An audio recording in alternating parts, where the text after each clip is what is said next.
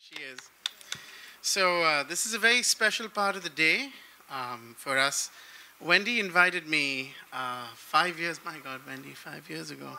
5 years for us because we decided 5 years ago. Remember? So I just done TEDx United Nations and Wendy came up to me and said, I'm going to do this. And she said, will you help me? And I said, there were two options, run or say yes. And I thought, you know, the safer option was to say yes at the time. And also the braver option. Because she said, I want to do Women's Entrepreneurship Day. And I wasn't really an entrepreneur at the time, but then I became one, thanks to Wendy. And it's taught me a lot about myself. It's taught me a lot about women. And it's taught me a lot about how women are going to be the force for good in the future.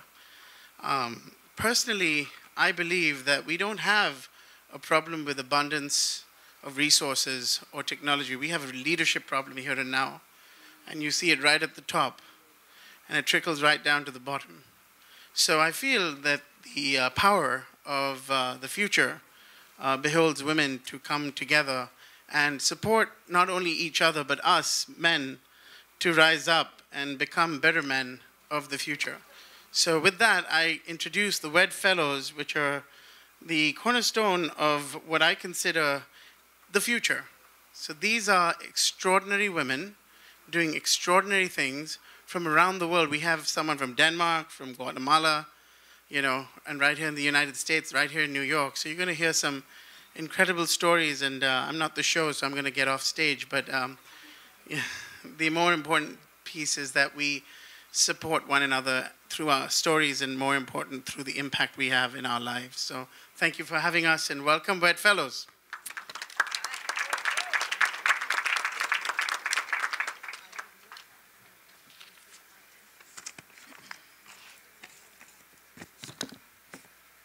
Hi, my name is Monica Eiken. I'm a native New Yorker, born and bred. Grew up on the Upper East Side when it was very dangerous. And we couldn't go past 86th Street where Woolworths used to be. I don't know if anybody remembers those days with Gimbals and Alexander's. And I loved growing up in the Upper East Side. And I became a school teacher for the Board of Ed and decided my life was set. I'm going to be a teacher, and I'm going to teach. I had all these. I taught all my stuffed animals and dolls, and they're very smart to this day.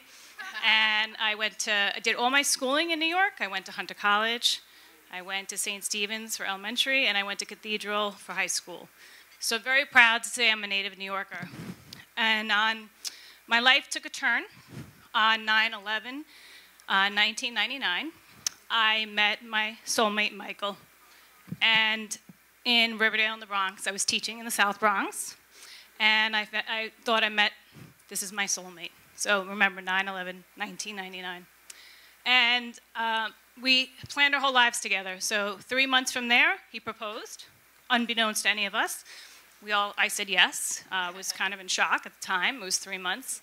Everybody thought we were pretty crazy, but we did it. And we got married we moved in right away and got married that following October, 2000, on the 27th. And we were very happy, looking forward to having a family. And dreams were being made, and I was going to be a teacher and have, you know, this perfect opportunity, married, and I'm set. So the story begins on 9/11, 2001, when the nightmare has begun. I woke up, and my husband said, turn on the TV, and I'm like, why is he calling me? He left. He would always leave early. He was a bond trader in Tower 2 on the 84th floor. And he said, a commuter plane hit the building. And I'm like, what? What are you talking about? I couldn't even register what he was saying to me. So I turn on the TV, and I see this giant gaping hole. And I'm like, he's talking to me and saying commuter plane. I see this giant hole in the screen. And I'm like, nothing is registering. First of all, I've known the towers my whole life. I was 31. I'm like, this is not happening. And I really thought it was a commuter plane. That's what they said it was. So the next thing you know, he's like, I have to go. And I'm like, okay. And he was very calm, so I didn't react. I thought, this is fine. This is going to be okay. Everything's under control. So he calls me back, and he says, call the family and friends and tell them everything is fine, because he was in Tower 2. So he didn't know. Whoops, he didn't know what I was seeing on the screen, and because they were saying everything was fine, everything was under control. The next thing you know, he says, I have to go, people are jumping out of windows. And I'm like, horrified. So I get the phone, I come back in the room, and I'm going to call family and friends. He said, he's fine, everything's good. I watch in horror as the second plane is now hitting Tower 2. And I've never been in my life frozen in my space, in my time. I just couldn't even do anything. I didn't know how to react. I didn't know what to do. I finally realized that something bad happened. I'm going to start dialing now the phone to see if he answers. Nothing, busy, nothing's happening. So there's my nightmare. What am I going to do now? I'm married 11 months, have my whole life set. I want to have a family with my soulmate, Michael. We were so happy and blessed. His birthday was just on 9/8. He turned 37. He just died. I mean, he was gone. He went to work and he died. It was just this horrific feeling of what am I going to do with my life? How is this my nightmare? So I decided I just couldn't function, and I wasn't doing well. As women would know, I was a size 8 at the time, and I went down to a 0 because I was kind of in a bad space, and I didn't know what to do. And about 10 days later, a miracle happened. After not knowing my husband's not coming home to me, and not knowing what to do with that, God spoke to me. My family and friends said, go rest. And I said, okay, fine, I'm going to rest. And God spoke to me and said, you're going to go on a mission. I'm like, no. There's no mission happening here. I'm not well. I'm not able to do that. And I had this big battle with myself and whoever was speaking to me, and I call him God. And I went on this mission, and I said, I'm not going to let them build over dead people. That was about 10 days after. And everybody thought I was out of my mind. But I knew I had to do something. There was no way I was going to allow them to build over dead people. That was sacred and hallowed space. And my mission began. September's mission was formed. Angels came out of everywhere and helped me set up this mission. And it became a reality that we went down and we started to think about how we're going to not build over dead people. And we started this memorial process. And in a time when recovery was going on and everybody was like, this is not happening, you're not doing that, this is prime real estate, you're not going to build, we're not making a memorial. So, as you know, fast forward a little bit, from 0 acres, we got half of the site. And that was with working with other 9/11 family groups, stakeholders, civic leaders, business residents, everybody you could think of. I spent all of my time doing this work, living, breathing, eating 9/11. That's all I did, was go to every meeting, did anything I could possibly do to make sure that we preserve that space and create a world-class memorial, as you see in a bonus now, this beautiful memorial museum that we have, world-class. So I became one of the main people advocating for the memorial, and here we have it today, as you see. Millions and millions of people from all over the world have gone to it. And if you haven't gone, you really need to go. It tells a story. To this day, my Michael, I have no remains, so that is my safe place to go and be with him and really honor his life, because he was only 37. And I know he's with me every day because he always sends me signs, and I am remarried to a fireman. That's how that works. And I have 2 beautiful girls, which is why this is so important that they understand the legacies that we leave for them. Now 10 and 12, and with that I have opened an Eiken preschool, the first STEM preschool on the Upper East Side, dedicated to Michael. And we trademarked it, so his name will always live on, whether I'm here or not, and my girls will continue his legacy. I'm working on a book. I did a documentary, Committed to Memory, and at 5 minutes, very hard to tell you all of my stuff. I also did an app as well to clean up our city streets called Sidewalk Dodge, and helping do Iken do it. So that is the message, really, that we can do anything we set our minds to, and the no is very clear. When people say no, like former Mayor Bloomberg, which he's taken back, of course, said no, never will happen. And Silverstein, no, it's never going to happen. All these powerful people said no. And here we are with this amazing world-class memorial and museum that you can't even imagine.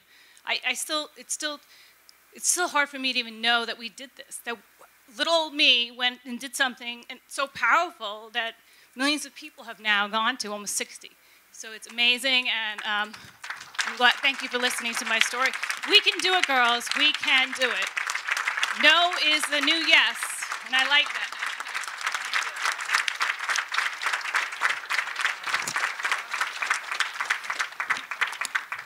Welcome to the real part of the programming, ladies and gentlemen. Are you guys still with us? Thank you for being here. My voice projects, so you're welcome and sorry at the same time. My name is Evita Turquoise Robinson. I'm going to get into a bit of what I do, but these ladies I just met a couple minutes, maybe about 30 minutes ago to an hour, and I'm already so connected to them. And thank you, Kunal, for the fellowship and being able to bring us together. I remember standing at a podium at Madison Square Garden Theater. I was the commencement speaker of my 2006 undergraduate class at Iona College. I have always had a big mouth. I've always had something to say. I've always been opinionated and had a way of projecting it out there.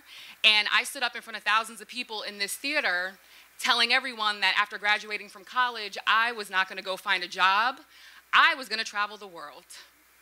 And you can assume that that probably came with some mixed reviews. My parents were also in the audience. And that was my plan. As I said in my commencement speech, you know, I've been in school since kindergarten. I think I deserve a break at this point. So I'm going to go this summer and go do that. So what did that look like, right? It looked like taking out another loan. I moved to Paris, and I went to do film with the New York Film Academy at La Fameuse Film School in Paris. And it changed my life and really set the stage for what was coming. And I had no idea what was coming at that point in time. I just wanted to be on TV as like an MTV VJ. I had no idea that it was going to be a bit deeper than that. But over the following years, Paris turned into teaching English at 7 different elementary schools and bartending in Niigata, Japan. I always say if you want to know the guts of a place, bartend. You get all the goods from everybody after they've had a couple Moscow mules in them. And Japan turned into Chiang Mai, Thailand, which is another place that I've lived.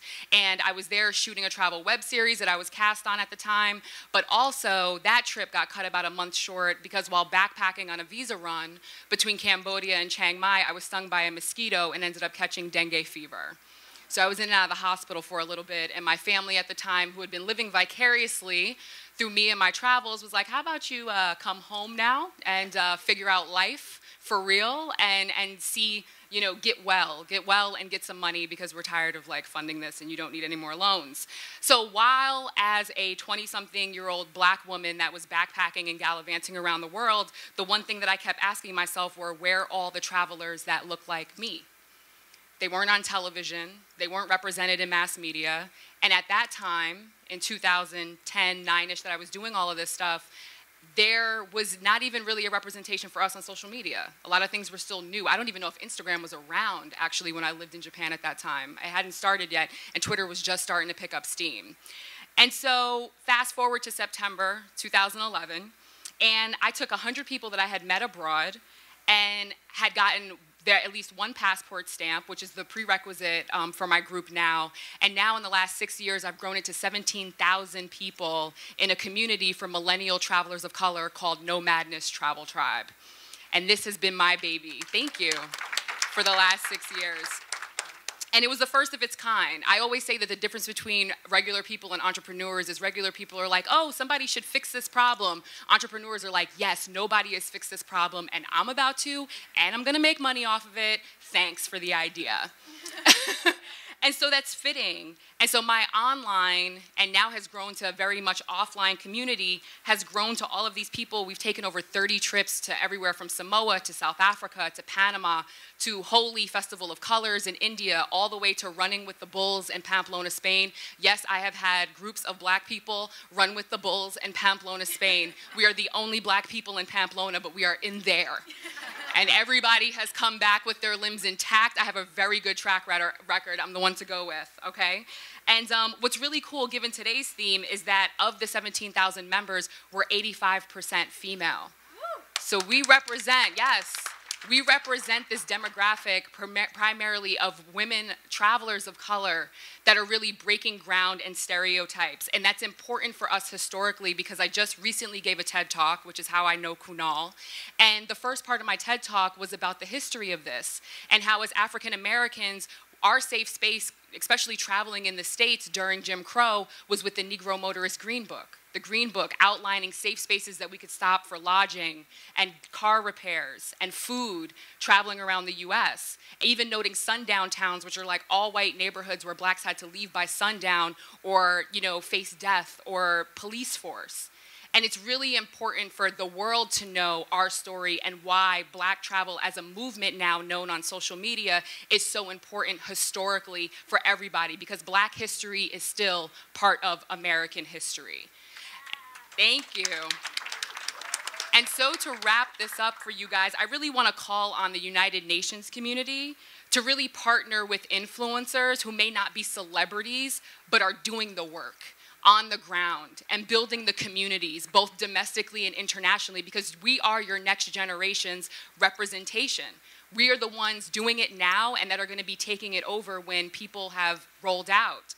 And in addition, I challenge us all in this room to really travel outside of our comfort zone, see where people need work, and to be of service. Even where capital interests lie, it's fine. There's a sense of capital, of conscious capitalism, you know, particularly in brown and black communities around the world.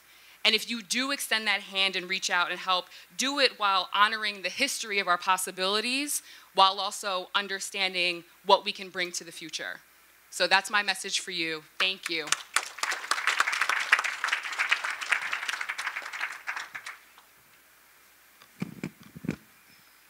Hi everyone, I'm Katya. I'm from Guatemala and I'm gonna tell you my story. In 2014, August 9th, my life changed forever. Not only did I marry an awesome human being, but Programa Valentina was born because of our marriage. And because we're just an ordinary couple with the desire and the perseverance to leave Guatemala and the world better than we imagine it, we've embarked on an extraordinary adventure to challenge the status quo in education and labor in Guatemala, Latin America, and the world. When my husband and I were planning our wedding, we questioned what the tradition of our wedding meant.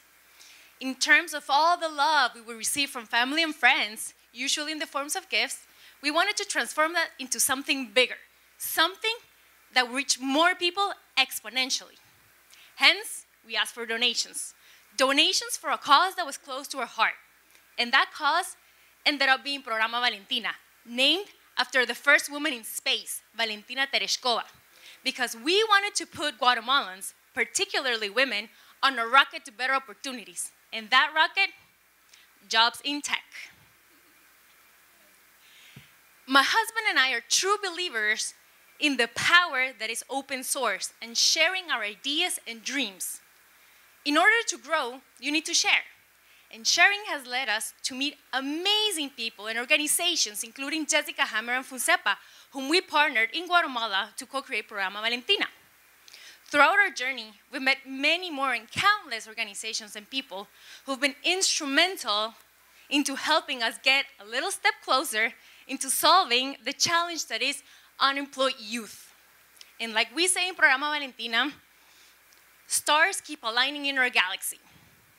One of our biggest stars aligned in 2016 when FOMIN, the innovation arm of IDB, visited our pilot program in Patzunche, Maltenango, about 3 hours outside the city. Back then, we were executing a 10-month program teaching coding to women and girls, to men and women.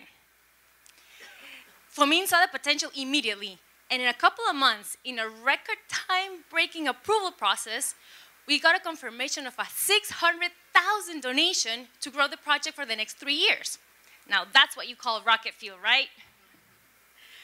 Today, at Programa Valentina, we train and place disadvantaged young Guatemalans in jobs of value in the tech sector through an innovative and efficient training program and a market-driven approach. We certify search experts and place them in jobs that pay 2 to 3 times minimum salary by focusing on soft skills and basic tech skills, instead of coding, we were able to cut down our program from 10 months to 10 weeks. Our model is zero risk for participants and companies because they only pay if a participant is hired. With the revenues of one participant, a placed participant, 5 more are trained, allowing sustainability and scalability to our model. We recently certified our first 40, and these 40 will allow us to reach more than 60,000 Guatemalans in the following years.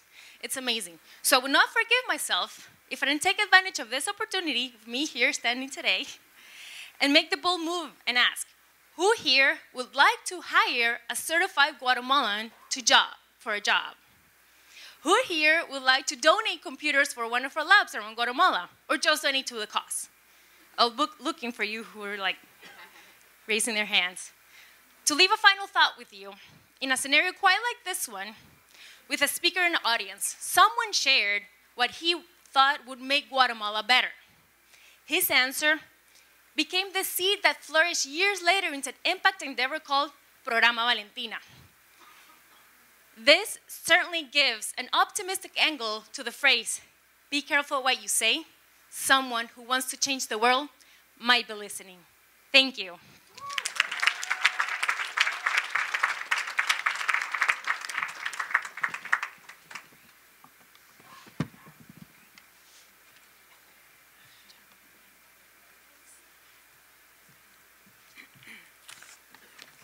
Hi, everyone.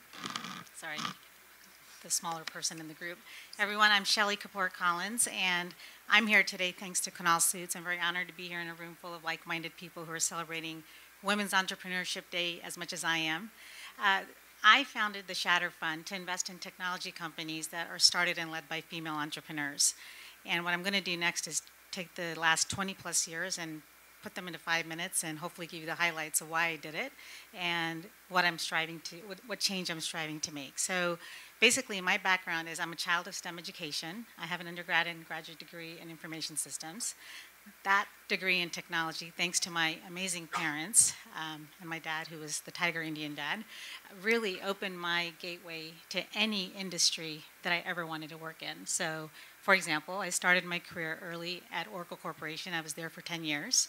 So I went from corporate techie to political hack.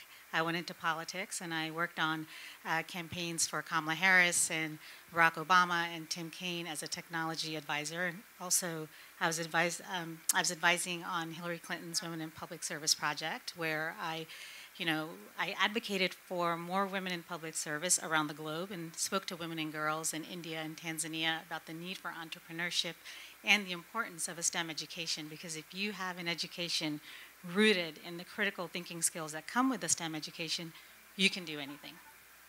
So, fast forward, I served as technology co-chair on President Obama's campaign.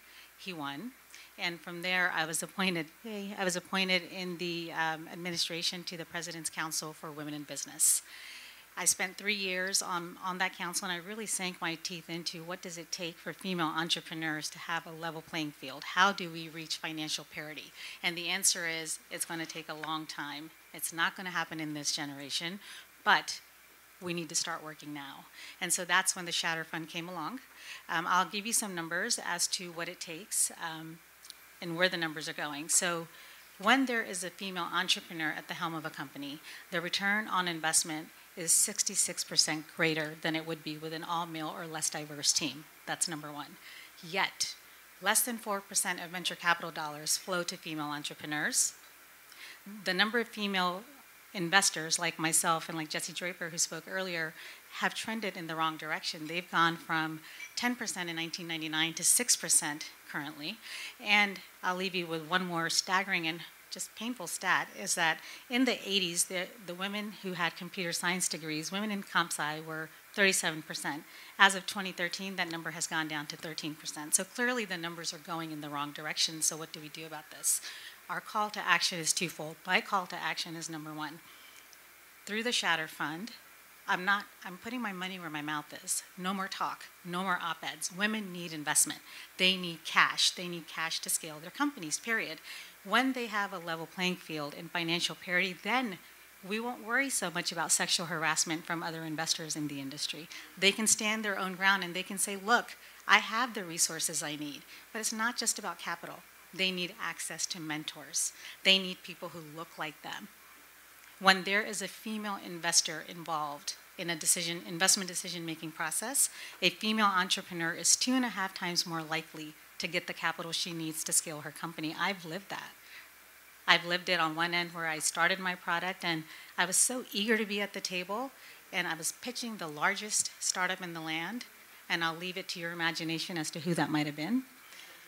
And I didn't get the opportunity. In fact, I was asked to show the source code for the product I worked so hard to develop. That is unheard of. Unheard of. And no man would ever ask another man to do that. And my lawyer said, wow, he's really bold, and you should not do that. And so what I say to you is I didn't even realize I was so eager to get the opportunity that the person who asked for my source code had stolen my product. Yeah. So what I'm saying is that experience combined with, unfortunately, some women along the way who didn't want to see me excel in politics or tech and tried to keep me out, put me on my path to 2 things. Being a door opener, not a gatekeeper for other female entrepreneurs. I always find a reason to say yes, always, right? You have to. You have to talk. And number two, stand your ground. Stand your ground. Go into a STEM education. We have girls that we need to put into the STEM pipeline. My own daughter is 10 years old. She wants to have her own entrepreneur. She wants to have a website. She wants to teach kindergartners how to read. It's really cute, the way a 5th grader can. But she wouldn't be thinking like that if she didn't have that at home. So if I can leave you with 2 things.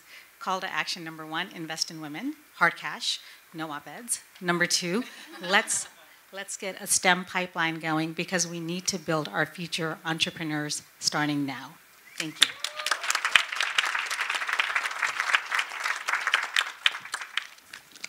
I could not agree more. My name is Lila Pavlak. I came in all the way from Denmark. Anybody been in Denmark here? Couple. Thank you for that. I'm so excited to be here today. I'm also deeply honored and proud to be here. Thank you so much. I think today has been one big bucket of wisdom. I am so honored to be on this panel with you guys. It's really impressive. I'm here with the best of me, my daughter, who is up there taking a picture of me. She's also excited because she's going to go Christmas shopping in New York, so that's cool. So interestingly, children have this opportunity, or they have this ability to really make us experience time in a different way. Any mothers in here? Yeah. So remember when we are pregnant and we carry the child for 9 months, and those 9 months seems like forever? And then just until, giving birth, the 9 hours seems like forever. And then the 9 years that follows that just fly by, right? And it's really an interesting concept, this concept of time, right? I think time is really, when I look in this room, and I'm part of that myself, I think really time is our most scarce resource. It's not money or things, it's time, right? I think time is going to be the currency of the future. And it makes me often think about how do we spend our time? What are the challenges that are worth our time? What are the challenges that we choose to be bothered about enough that we will invest our time in it? And I talk to entrepreneurs about this a lot, right? Because we can invest our time in being bothered about we don't know where to get our next cafe latte, and then we can build an app for finding one. Or we can choose to be bothered about the fact that 1.8 billion people around the world basically drink toilet water because they drink water that is fecally contaminated. Or we can choose to be bothered about the fact that 61 million kids are unschooled. So really the challenges we decide to spend our time on decide what world our kids are going to grow up in. And I think that's interesting. So we live in extraordinary times. We live in a time where one person, every single one of us, has the opportunity to positively impact millions, if not billions of people. We have never had that opportunity in time before. And that's fueled by technology. Right? And so I'm really excited because I see, and that's been confirmed to me today, I see an entrepreneurial positive impact movement across the world. We are having entrepreneurs that are rising up and deciding that they want to spend their time on being part of the solution instead of being part of the problem. Right?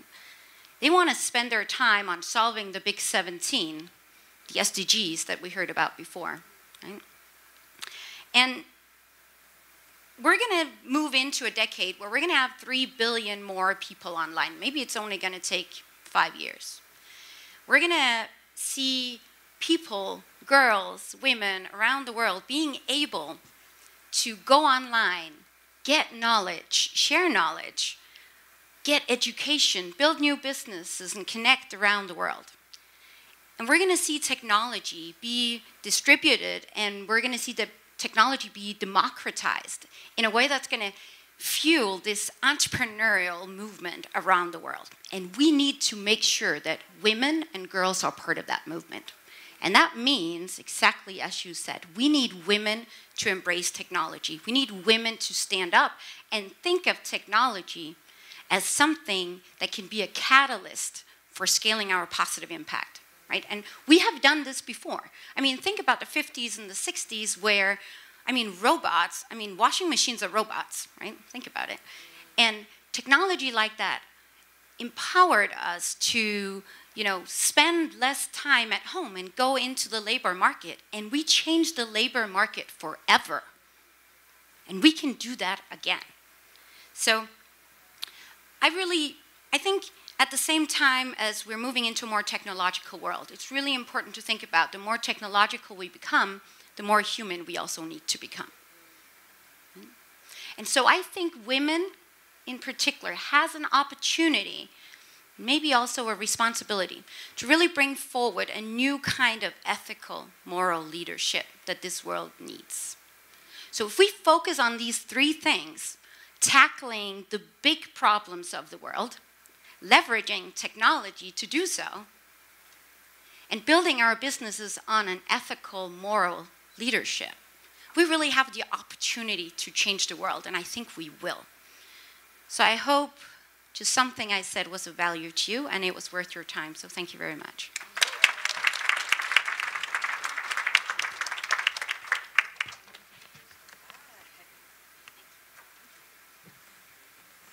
Thank you.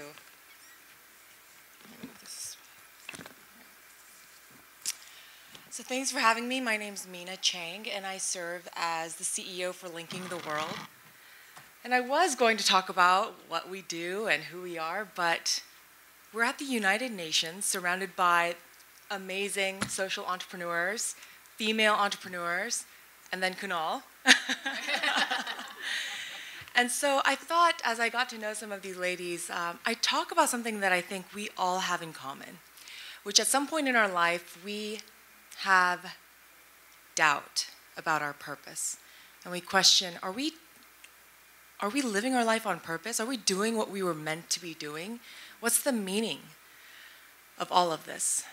And I bring this up because even running an international organization, recently I found myself questioning my purpose. People think that because we work in active war zones and conflict zones, gray zones, that maybe that's why I would be getting fatigued or burned out, maybe. But really, it was the extreme polarization, the politicization of issues, and just the sheer scale of suffering that we see out in the field. And I wondered, am I trying to be Sisyphus here? Is this how I'm going to spend my life? And I wondered about the people that we were working with over the past decade, especially, like the women in Afghanistan. We saw so many gains over the past few years, right, with women risking everything to be able to go and work and to be able to send their children to school. And because the security situation has deteriorated, we now find that some of these women are in worse situations than when the world intervened. As a matter of fact, many of them are being targeted to be made examples of. We work with children in Iraq. They're from towns that have been recently liberated where they were used as human shields by ISIS fighters. They now find themselves in refugee camps, displacement camps, where what are their futures going to look like? Well, right now, they're suffering. Their stories are being used as political currency. They're being used as human shields again. I think back to a young girl and her mother who were so proud and excited in Myanmar, showing me a stall that they were using to sell their vegetables in. Last week, the town that she lives in was attacked and the entire community was slaughtered. And I don't know where she is today. So I wondered, as the issues become more severe and it becomes harder for us, the dangers of humanitarian disaster response, development work becomes difficult. It's, very dangerous to go into these areas. Is this what our purpose is going to be? Do I have 1 minute, really?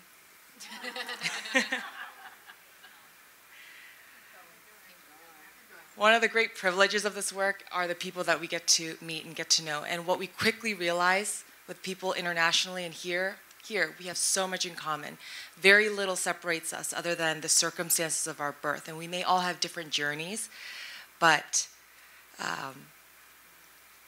we're here today to look for solutions for some of these issues. And when we think about what is our purpose, I think we all know what it is deep down inside.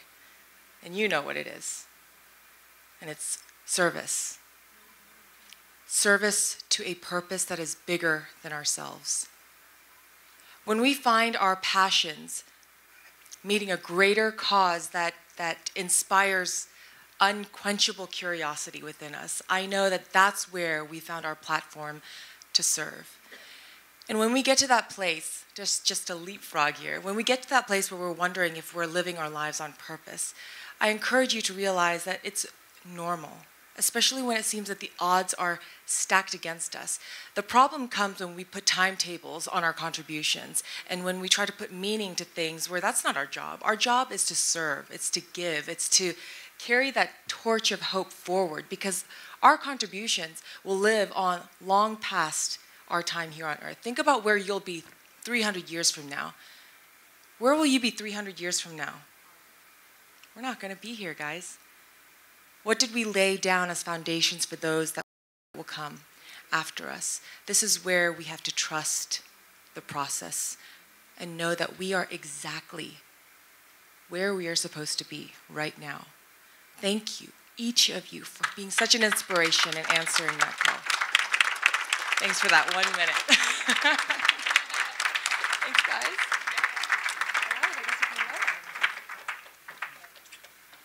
Thank you, guys. Thank you, guys. All right. Well, this is, it's time for that time when Wendy wraps up. Thank you for your time, your dedication to saving the world, and I'm going to pass one of these mics off to Wendy. Okay. Thank you, everyone, for joining us today. Thank you for supporting our initiative. Thank everyone. Oh, God, I feel like I'm, wait. And I want to make sure everybody knows that we have our closing reception tonight. It is going to be one of the greatest nights you're going to ever have. We have 20 of the most incredible women entrepreneur chefs having the most amazing food, desserts. We want to thank Aero Farms. We want to thank Zerkova Vodka, one of the most premier vodkas that are sponsoring this. And it is at the most beautiful loft in New York City. So please, you should have gotten a reminder. Please join us tonight for that. And if you haven't done so, tomorrow we have our Health and Fitness Day. And I'm going to say to you, one of the greatest experiences of my entire life, and if you could imagine, I've had some experiences, is doing yoga with Tao Porchin Lynch. She is not as old as Lucy. She's only 99 years old. But she's a Guinness World Record yoga master. And she marched with Gandhi. She marched with Martin Luther King. She starred in movies with Marilyn Monroe. And she was a Chanel cover model. So, and I've never met somebody that had one of the hardest yoga classes I've ever done. So I'm going to tell you, tomorrow we've got an amazing group of people that are women entrepreneurs in the health and fitness space. Part of this whole summit that we have, tomorrow's all part of this movement. And you have an amazing lunch tomorrow, a healthy lunch. So please register. You guys, if you didn't get that email, something's wrong with your email, because I know they sent it out 6 times because I keep getting it. So please, please register. And remember, November 29th is Choose Women Wednesday. Now, next year you're going to see we partnered with CBS, and we have some of the most amazing people getting behind this PSA campaign to ask everyone in the world to support a woman in business. And that's November 29th, so please hashtag that and celebrate, and most importantly, support a woman in business. So thank you everyone for being here. Thank you everyone here, and thank you so much. And I better see you tonight. Woohoo! Where's that one? Okay. Thank you. You can actually do it in the press room as well.